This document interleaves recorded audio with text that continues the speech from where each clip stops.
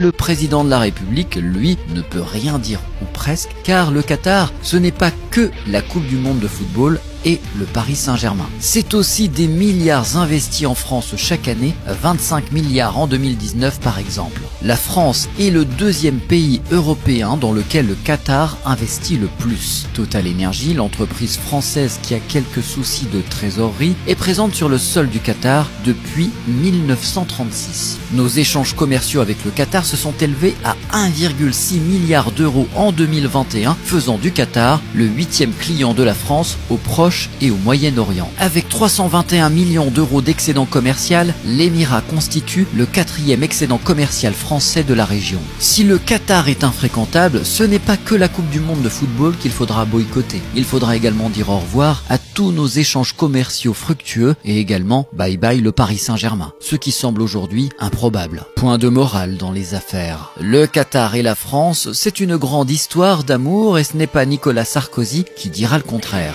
Le Qatar a en effet bien aidé Nicolas Sarkozy pour sa campagne électorale et pour financer la guerre en Libye. Souvenez-vous de cette guerre pour la démocratie. En général, quand BHL soutient une guerre, c'est que c'est pas bon signe.